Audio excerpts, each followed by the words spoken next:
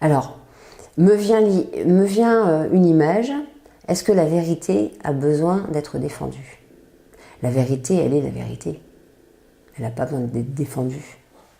Expliquer quelque chose. Parfois, tu sais, il n'y a pas besoin d'expliquer les choses. Parfois, les mots n'ont pas besoin d'être posés. Incarner. Je crois que c'est la meilleure des vérités. Alors, à toutes ces personnes, déjà, je ne la rencontre pas. Comment te dire, je peux pas. Mais il y en a beaucoup aussi autour de moi qui m'a. Alors voilà, à titre personnel, qui m'apprécient beaucoup, mais qui sont encore très dubitatifs par rapport à tout ça, parce que effectivement, tu as raison, ils sont confortables à l'idée de se dire, mais moi, je vais travailler toute ma vie, ou je vais travailler comme un damné toute la semaine, mais je vais partir 10 jours à Dubaï, voilà. Oui, c'est ok. C'est leur vision et c'est très bien s'ils sont heureux. C'est leur vérité. C'est leur vérité. Maintenant, c'est très bien s'ils sont heureux. Et qu'est-ce que j'aimerais leur dire à ces gens-là? Est-ce que vous êtes heureux? Est-ce que vous avez l'impression d'avoir tout ce qu'il vous faut en fait dans votre boîte à outils? Ou est-ce qu'il ne vous manque pas un petit quelque chose? Est-ce que vous êtes satisfait de la vie que vous avez? Et si c'est oui, ben c'est ok. Hein. Peut-être que c'est eux qui ont des leçons à nous donner. Ou pas. Mais je pense vraiment que ce besoin de... Et je le constate dans les consultations. Hein, les personnes qui ont tout pour être heureuses, c'est-à-dire les personnes qui n'ont pas besoin de s'inquiéter de leur compte en banque, qui n'ont même pas besoin de s'inquiéter de l'argent qu'ils dépensent, qui ont, d'un point de vue familial, un bon partenaire, ont des enfants. Il leur manque quand même quelque chose. Il leur manque quand même quelque chose, en tout cas quand ils viennent me voir. Il leur manque l'élan. Il leur manque l'endurance en fait. Ils comprennent à un moment donné sur leur chemin que de tout ça, qu'est-ce qu'ils font? Effectivement, ouais. De tout ça, qu'est-ce qu'on fait? On a tout et qu'est-ce qu'on en fait? À quoi ça sert? Il y avait une phrase qui était assez marrante, c'était « On passe sa vie à accumuler des richesses, à en perdre la santé, et à la fin de sa vie, on dépense toute sa richesse pour retrouver la santé. » Mais on est avec la santé. On est en santé. Quand on perd la santé, bonne nouvelle, c'est pour pouvoir être malade, il faut être déjà en santé. L'homéostasie, c'est un concept qui est l'équilibre. Et c'est quand même assez inquiétant quand on passe toute sa vie à être dans le déséquilibre et l'autre partie de sa vie à chercher à retrouver l'équilibre. Pourquoi ne pas essayer d'harmoniser tout ça au fil de l'eau? Après, tu as des gens qui sont très bien comme ils sont, c'est ça? C'est ça. Alors, est-ce qu'ils sont bien comme ils sont ou est-ce qu'ils ont l'impression d'être bien comme ils sont? Est-ce qu'ils sont... Parce que ça aussi, je me pose cette question-là. Tu as des gens dont l'âme est simplement pas capable de voir... C'est leur apprentissage. C'est leur apprenti sage. Ils sont des apprentis vers la sagesse. Mais c'est génial.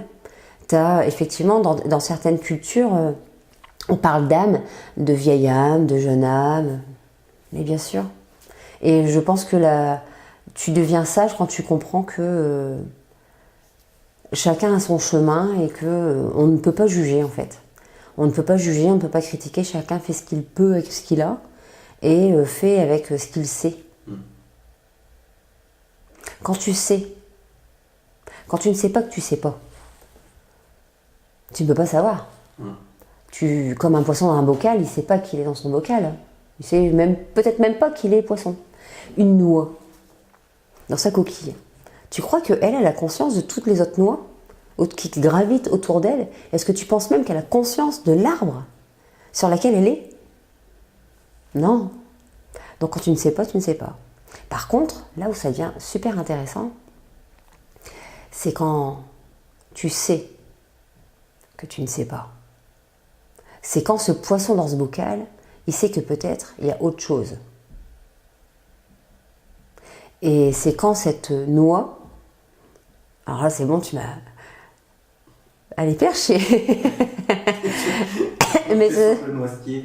je crois que de manière très poétique, hein, bien évidemment, j'image, parce que la métaphore est j'adore cet exercice de style. Et ben, c'est quand la noix, elle a conscience que autour d'elle, il y a peut-être une coquille. Et qu'elle ne dit pas que c'est une coquille, mais elle a conscience qu'il se passe quelque chose. Et que peut-être autour d'elle, ce petit quelque chose, au-delà de ça, il y a d'autres petits quelque chose. Et du coup, ça donne envie de chercher. Quand tu ne sais pas, quand tu sais que tu ne sais pas, ça devient très intéressant. Et du coup, quand tu ne sais pas, tu cherches à savoir. Et quand tu sais, c'est que tu vois. Et voir ça, c'est se libérer. J'ai lu Arthur, quand il était petit, a reçu un livre, et je voudrais t'en parler. C'est un bouquin sur les pingouins. Et c'est l'histoire de couleurs. Et elle est juste fabuleuse. Cette métaphore, elle est fabuleuse, et je vous la partage. En tout cas, je te la partage. C'est un pingouin sur une banquise. Avec tout plein de pingouins, il fait sa vie de pingouin. Et à un moment donné, il se met sur sa banquise et il dit « Je suis sûr qu'il y a autre chose ». Parce que sur sa banquise, il n'y a que du blanc et il n'y a que du bleu. La mer et le glaçon. Et il passe une partie de sa vie à dire « Je suis sûr qu'il y a quelque chose, je suis sûr qu'il y a quelque chose ». Et à un moment donné, il se dit « J'y vais ». Donc il dit à tout le monde qu'il va partir. Et tout le monde lui dit « Mais pourquoi faire? Ça ne sert à rien. Viens, reste avec ton blanc et ton bleu. » Et lui, il sent au fond de lui-même qu'il se passe quelque chose. Et tu le vois traverser, en fait, toutes les banquises. Et à un moment donné, tu vois ce fameux pingouin en haut, avec au loin de la couleur.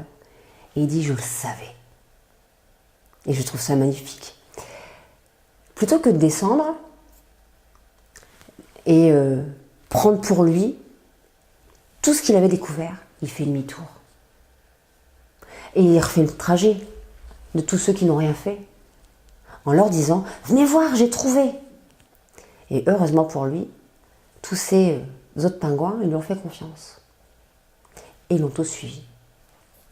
Ils ont tous fait le trajet ensemble. Et ils ont trouvé de la couleur. C'était un igloo avec un avion, avec des chercheurs qui étaient arrivés sur la banquise avec un avion. Et ce petit pingouin, un des hommes de cet avion, lui a donné un objet, je ne sais plus lequel, avec de la couleur. Et il repart en fait avec cet objet, je crois, qui était jaune. Et la dernière phrase, c'est devine. Je suis sûre qu'il y a quelque chose d'autre. Et c'est ça la quête. À mon sens, c'est ça la vie. C'est toujours se dire qu'il y a quelque chose d'autre. C'est jamais se contenter de son bocal ou de cette détermination, cette forme de déterminisme, quoi. Il y a toujours quelque chose. On n'est jamais déterminé par la forme que l'on a, par la vie que l'on a, par les conditions de vie que l'on a. On doit toujours aller chercher ce petit quelque chose en plus.